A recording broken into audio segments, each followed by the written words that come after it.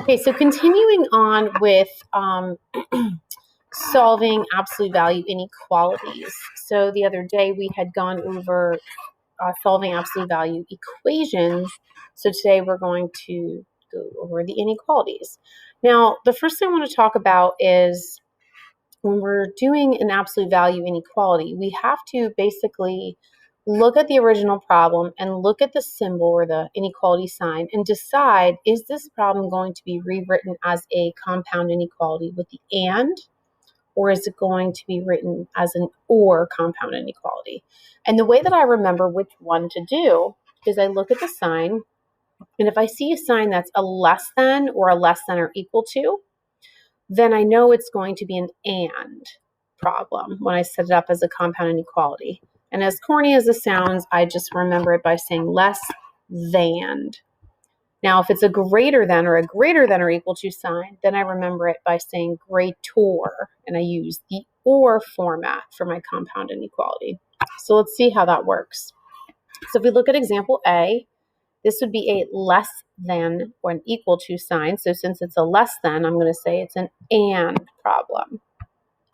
So now I know once I'm setting this up as an and problem, the absolute value portion is going to go in the middle of the two inequality signs, both of them which will be less than signs. So they're going to follow exactly what we had written in the original problem. Then this 5 here, whatever number is on the other side, is going to go here on the right, and then the negative version of that number will go over here on the left. So remember when we had done compound inequalities and we set up the and problems, the smaller number always went on the left, the larger number always went on the right, and then both of our symbols were always facing the same direction, and we would always put less than signs in. And the reason we would do that is because then they would be pointing towards the smaller number, which in this case is -5, and they'd both be opening up towards the bigger number, which in this case is +5. Now, once you have it set up, then you could just do your normal number line graph the way we had done with our compound inequalities last week. -5, +5. In this case, they will both be closed circles because the equal to on there.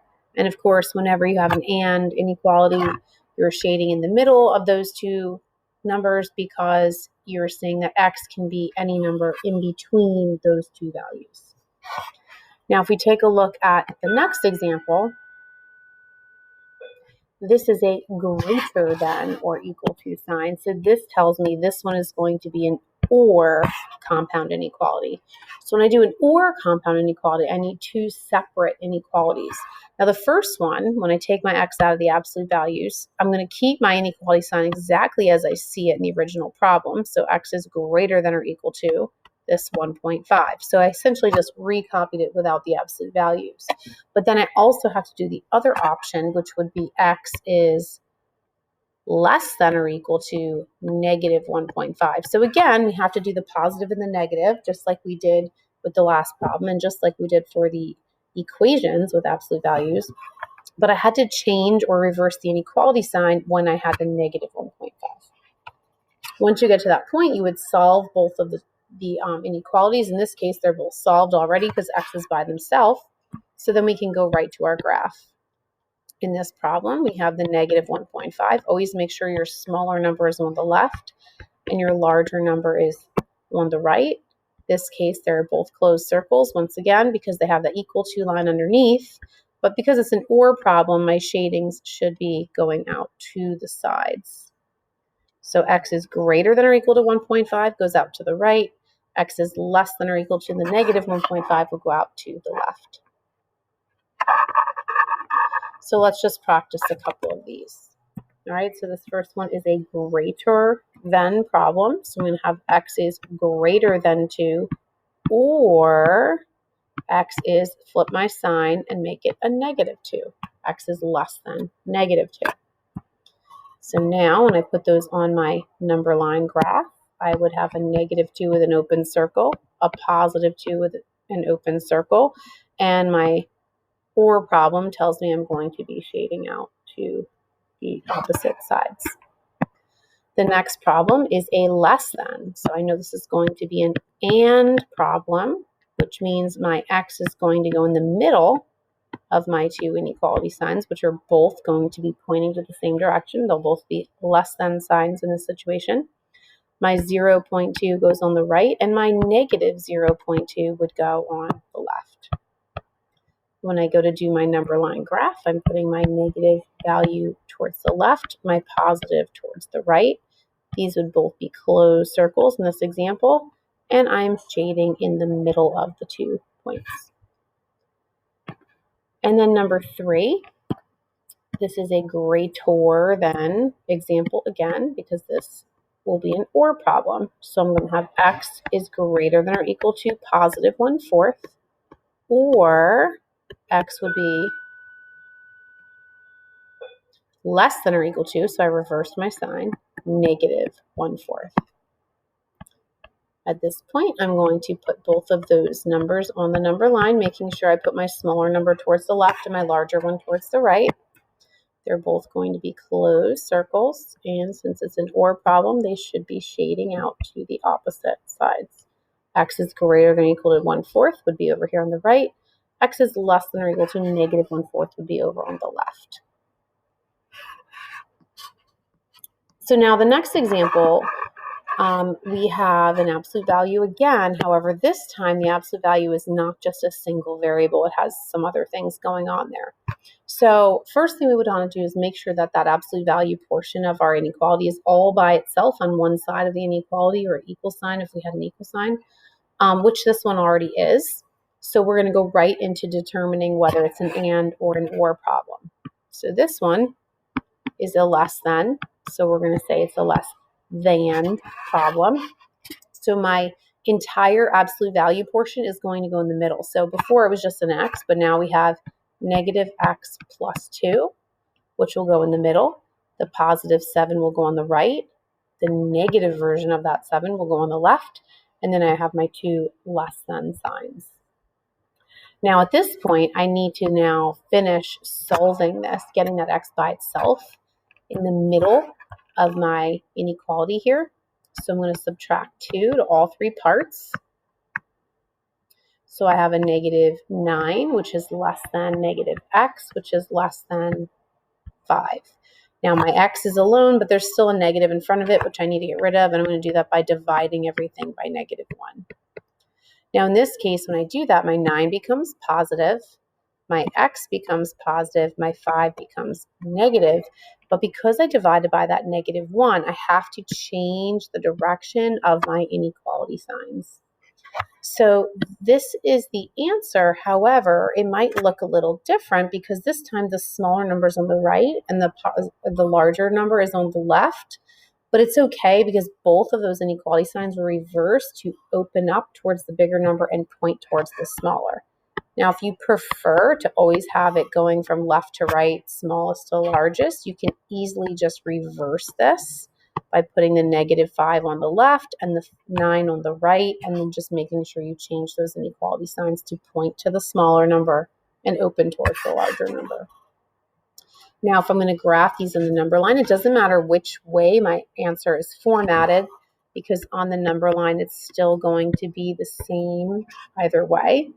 So I'm going to have open circles at both of these, and since x is in the middle, I'll be shading up in the middle. Now our next example, similar idea. However, you'll notice that I have to get this absolute value portion by itself first. And right now I have this positive or this negative 4 here. So I'm going to have to move that 4 over first. I can't even determine if this is an and or an or compound inequality until I get my absolute value portion isolated. So now I have 5x minus 1 in my absolute values. And when I add that 4 over, I have an 11. So now I can look at my inequality sign because my absolute value is all by itself. There's nothing else on that side of the inequality. So now I'm going to determine, is this an and or an or? So greater. So it looks like an or problem. So now I can simply write 5x minus 1 is greater than or equal to 11. So I basically recopy the problem without the absolute values. Or 5x minus 1 is flip the sign, change the negative to an 11, less than or equal to negative 11. Now I would have to solve each of these, which means I'm getting my x by itself, and then I can graph them on the number line. So adding 1, 5x is greater than or equal to 12, dividing by 5. Now if you get a fraction like this, you can leave it.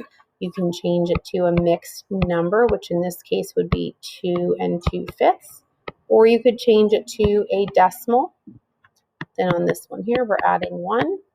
So we have 5x is less than or equal to negative 10. Divide by 5. X is less than or equal to negative 2. So my negative 2 goes to the left. My positive 2 and 2/5 or 2.4 will go more to the right. They're both closed circles.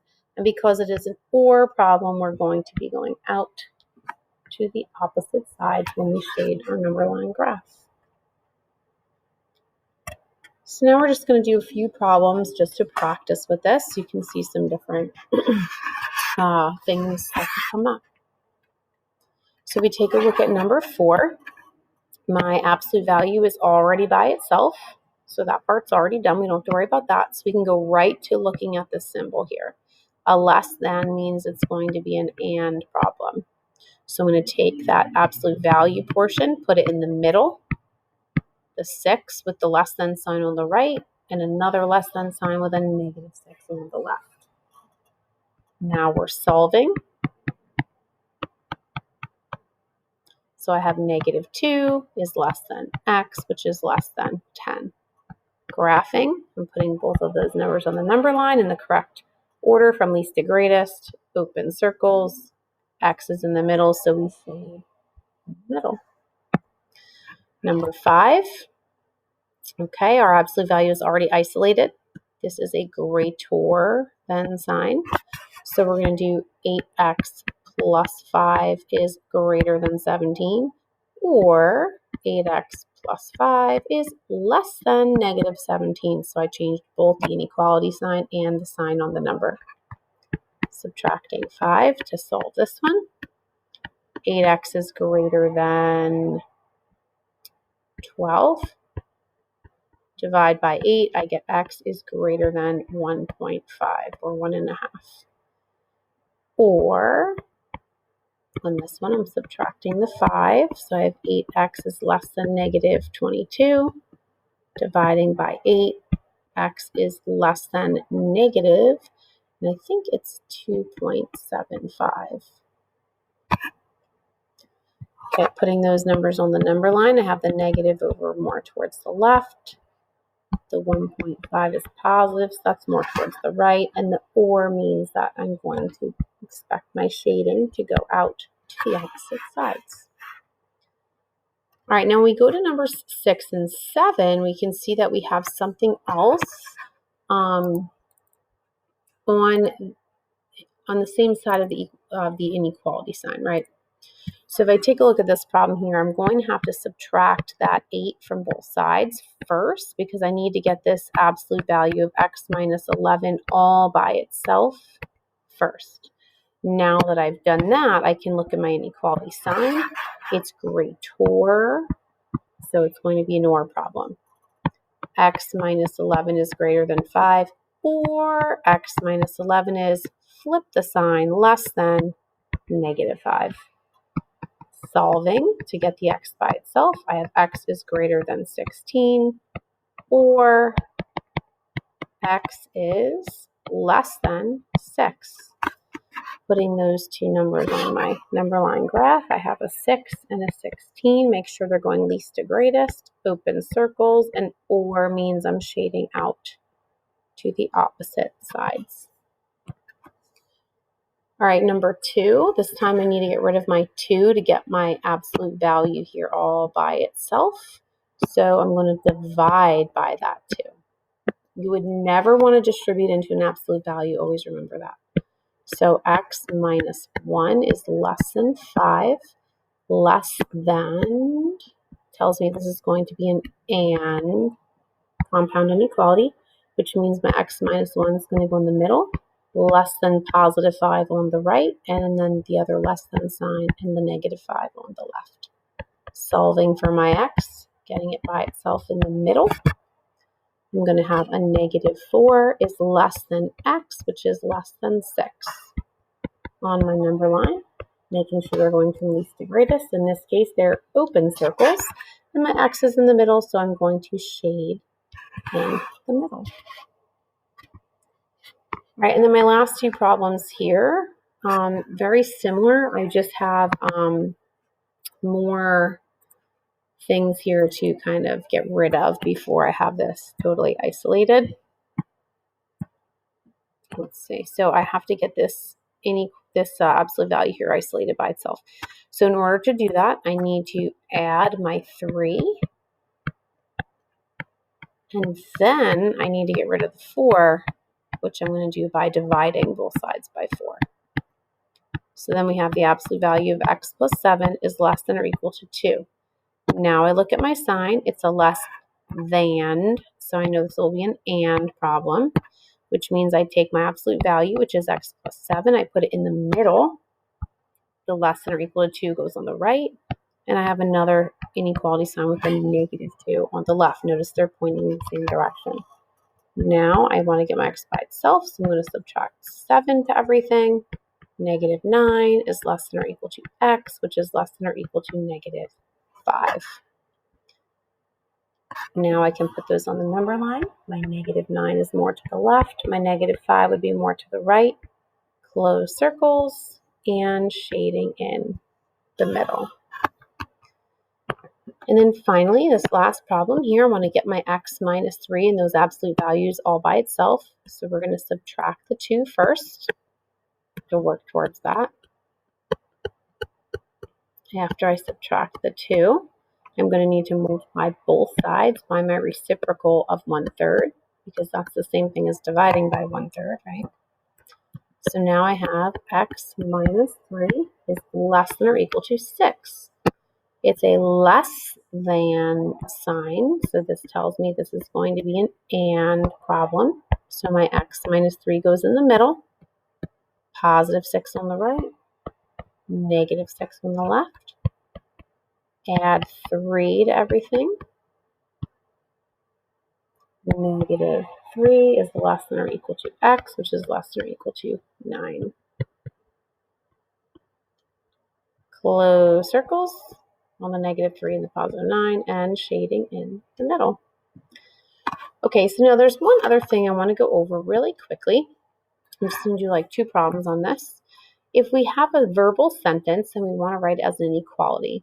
Now in this case though, notice that we're specifically talking about distances here. So for example, let's say, I always like to use the example with football when we're talking about distances and things. So, let's say it says the distance between X and 8. So maybe the football started at this specific spot and it ended up on, the 8-yard line or something like that. And we couldn't quite see where it was when it started. We don't know where it started. So we're going to say, well, the distance between the two is less than 14 yards. That's all I know. So the is less than, this part here is going to represent our inequality sign. So is less than 14. Now, when we talk about the distance between two numbers, if you have, let's say this is an 8 and this is some other random number here. I'm just going to make a number up. So let's just say it was 20. Well, if you wanted to find out what distance was covered for the ball to go from the 20-yard line to the 8-yard line, what would you do to find that distance? You would have to subtract. So we're finding the distance from one spot to another. We're going to subtract those two values. Now, if I write x minus 8, that's great. However, I need absolute values because what if we don't know which direction the ball went or whatever, and if someone said 8 minus 20, they would get a -12. If you did 20 minus 8, you would get a +12.